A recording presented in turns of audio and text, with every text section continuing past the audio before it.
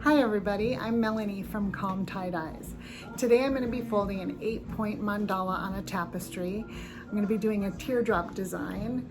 I'll do the folding and the tying, the dye placement, and at the end I'll unfold it and show you what it looks like. So I hope you enjoy the video. Thanks so much for watching. Let's get started.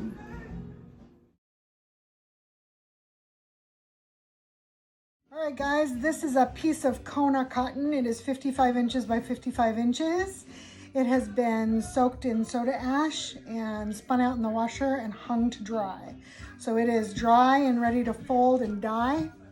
I've already folded this into fourths. So I've got my center of my mandala here, and I am going to bring this corner down, just doing a typical 8-point mandala fold. So the fold is going to be the same as what I've done before. The tying is what's going to be different. Every time you do a new fold, you should make sure that there are no wrinkles in the fabric. Folding again. Loki is squeaking along to the music of Buddy Guy in the background. All right.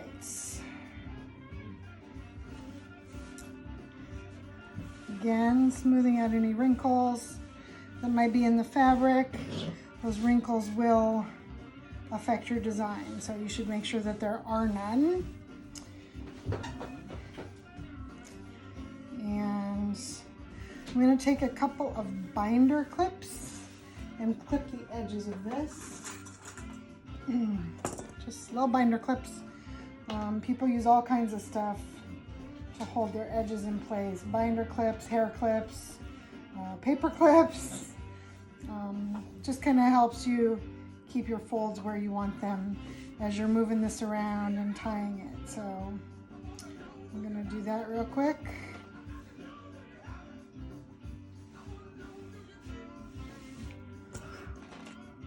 Clip this.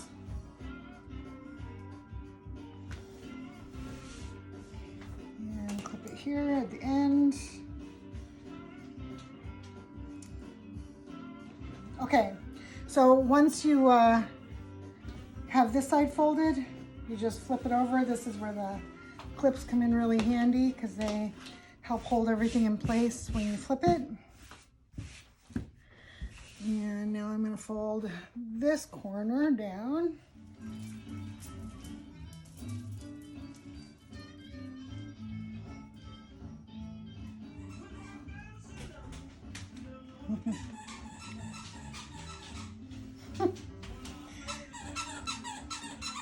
My dog he's been quiet all day. As soon as I started recording, he grabbed one of the squeakiest toys we have for him and decided to play. So I apologize.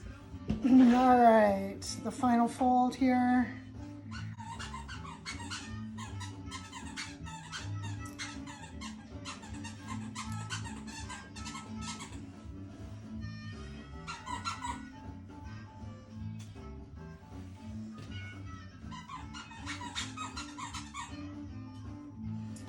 Okay,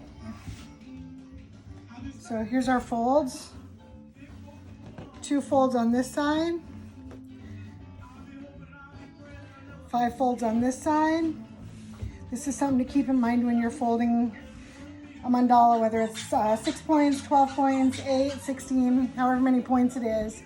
The rule for this is always the same. The ties on this side are the offsets, the ties on this side are the main points of the mandala. So we're gonna start with the center here, the dream catcher. So I'm gonna take some clips here and clip these folds, keep them lined up.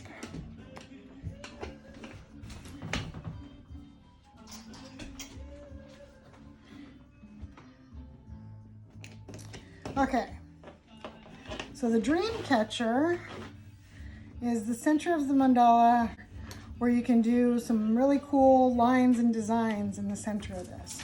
So at the outer edge of the dream catcher, I want a circle. So that's going to be a straight line, like so. And then I'm just going to tie back and forth in this kind of a pattern to get the dream catcher lines. So I'm going to do that first, and then we'll fold up the main part of the mandala.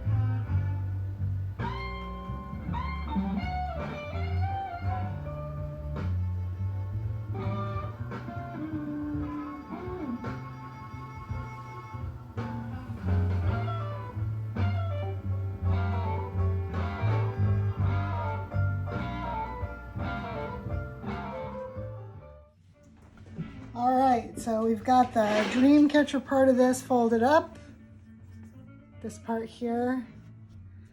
And when you get done folding these, they should be hard. They shouldn't really move at all. They should be tied very, very tight. So this is something I've not tried yet. I saw another tie-dyer do it, and I thought it was pretty cool. So I'm gonna give it a try here. Teardrops, that's what we're doing. We're gonna do a teardrop here. We're gonna do a teardrop here. We're gonna do a teardrop here. And one more out here. This one, I think I need to make a little fatter, so like this maybe. So instead of your normal accordion fold, back and forth in the V's, which looks very similar to this, we're just gonna fold these 4 teardrops. I'll do one here to show you guys what I'm talking about. You're just gonna do an accordion fold, and you're gonna keep the line lined up. Normally I would just use one piece of sinew and do a continuous tie, but since we're not doing a standard tie on this, I'm going to use a separate piece of sinew for each tie. When you're doing slip knots with sinew and you go to pull this tight, it tends to come undone.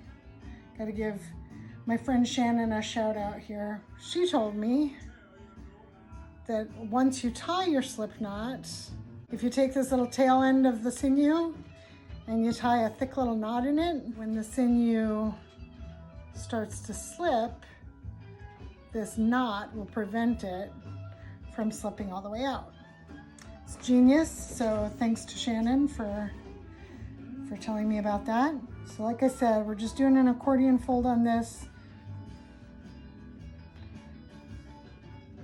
So there you can see I've got it lined up as best I can. And I'm going to take my slip knot and put it over this.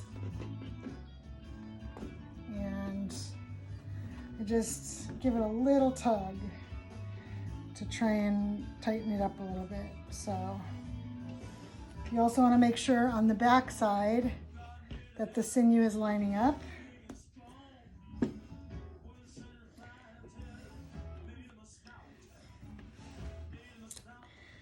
Press down hard and pull.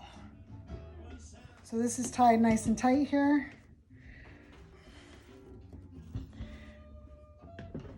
I'm going to cut this.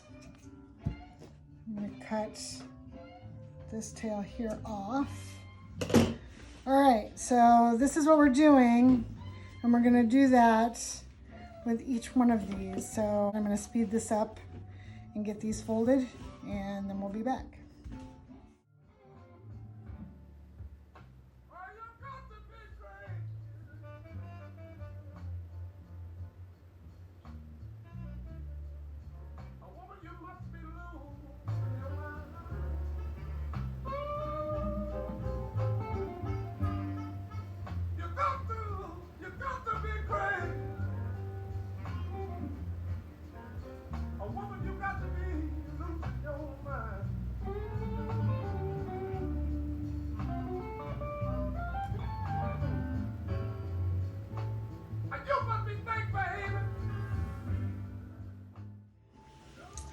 All right, so we've got our 4 teardrops tied up here. So for the rest of this, I'm just gonna use kite string and kind of tie it up just to kind of hold everything in place.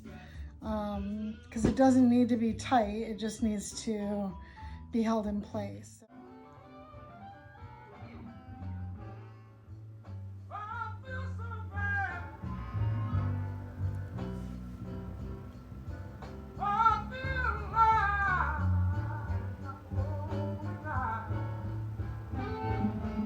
Okay, now for this, I can see like the fabric is kind of pleating itself a little bit here.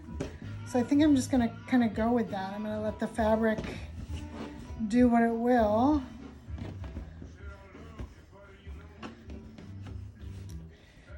And I'm just gonna kind of tie it up.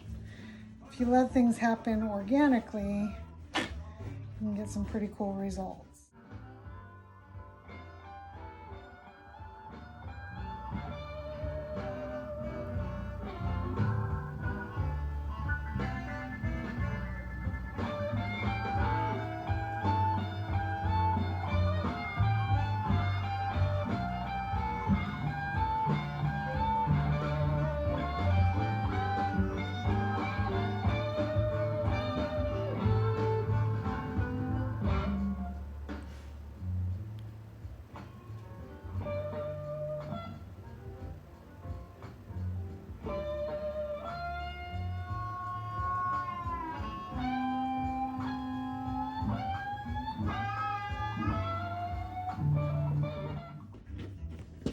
Okay, and this is pretty thin down here, so I'm just gonna fold it over, and I'm going to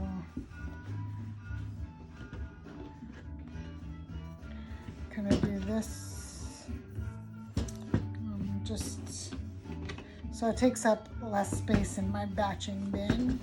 Trying to figure out a way to finish this off here. I'm just going to go around here a couple of times.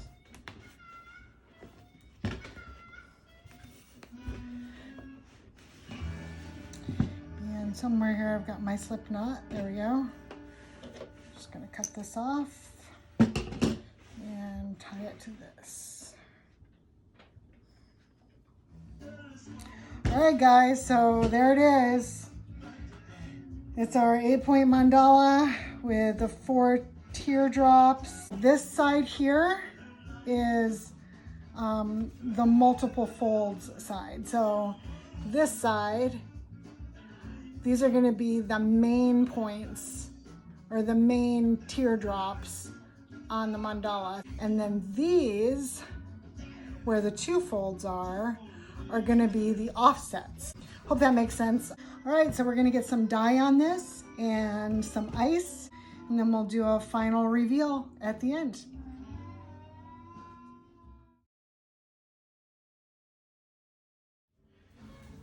All right, guys, I have picked out my colors. So let's get some dye on this. So whenever you're working with dye powders and ice, you get what's known as color splitting. And what that means is if the dyes that you're using are not primary colors or pure colors, the ice causes them to split and separate into all of the component colors that make up those dyes. So all of the colors that I'm using on this tapestry have splits that are really cool. And when the colors split, one color becomes 3 or 4 colors, and they blend together and they look really awesome. You can get some really cool, unexpected results. So that's why I chose the colors that I did for this tapestry. So I used the avocado on the primary teardrops. I used the golden yellow on the offset teardrops. And then in the center, in between those teardrops, I used amber waves. And so that's what you see me doing here. Shiitake mushroom is one of my favorite colors to use when I'm ice dyeing. I don't use it nearly as much as I would like to. So I decided to use the shiitake mushroom on the dream catcher. So I grabbed my little tiny spoon and put the shiitake mushroom down. And then I decided to kind of tie it all together and put some shiitake mushroom up on the other end of the amber waves. So both ends of the amber waves have shiitake mushroom. And then I thought, what the heck, let's just sprinkle some randomly here and there throughout the tapestry on top of the amber waves, because why not? Let's just be adventurous. So I did that. And then I decided to kind of tie everything together by using the avocado on the very outer edge of the tapestry. And that'll add a little pop of color there and hopefully tie everything together nicely. So that's how the dye was laid down on the tapestry. Okay guys, so there's the dye. We're gonna get some ice on this now and see how it turns out in the end.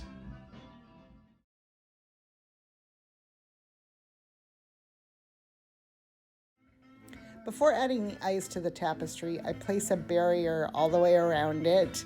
And for this, I use a cutting mat that I bought at the dollar store and cut into strips. And it works really well. It's flexible and you can shape it around whatever it is that you're dyeing. I put that in place and secure it with some clothespins. And this allows me to pile the ice onto the fabric and I don't have to worry about it falling off and into the bin underneath. Or toppling over. It just keeps all of the ice on top of the fabric where it belongs. As the ice melts, it does shift a little bit, so I just double check that barrier, and if there are any spots that seem like those might move or shift, I secure those with a little bit of blue painter's tape, which is what you see me doing here, and that holds everything in place while the ice melts. All right, guys, the ice is on this, and now it is time to just sit back and wait and let the magic happen.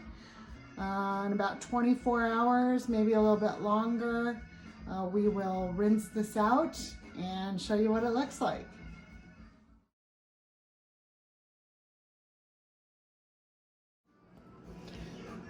All right, I just wanted to show you where we are at with our tapestry. It's been about 9 hours. After about 8 hours, all of the ice had melted. So I took the plastic barrier away and I took a look underneath and there was still quite a bit of white showing on the bottom side. Not surprising, honestly, because tapestries are very thick. There's a lot of layers of fabric for the dye to move through and those layers are tied really tight. So it's not uncommon to have spots where the dye doesn't make it all the way through the fabric. So I flipped this over and I added more dye and more ice to the areas where there was white showing. So the dream catcher itself was great. It was fully saturated, but from here all the way through, there was still white showing, especially in the center. There was quite a bit of white. So I added more amber waves through here. I added more shiitake and more avocado, and then I sprinkled some shiitake randomly on top of the amber waves, just like I did on the other side. And then since I had flipped it over, I thought, what the heck? And I added more avocado and more golden yellow to the teardrops, just to be sure that we get really good saturation in those. So that's where we're at, and the ice has been melting for about an hour now.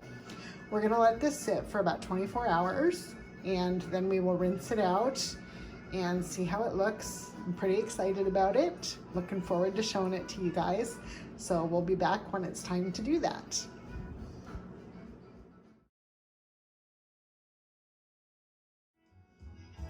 All right, guys, here it is, our 8-point teardrop mandala. I'm gonna unfold it. It has been rinsed, has not been washed or dried yet.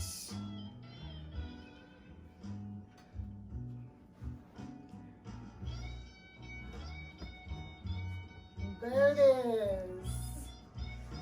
I am loving the colors on this. Design is super cool. So just like we talked about, the green circles are the teardrops that I folded on the side that had the multiple folds. The yellow circles, the yellow teardrops, are the ones that we folded on the side of the mandala that had just 2 folds. And then all that cool golden brown in between them is just scrunched up and tied. I think it looks pretty awesome. I'm very excited about this one. I'm gonna get it washed and dried and ironed.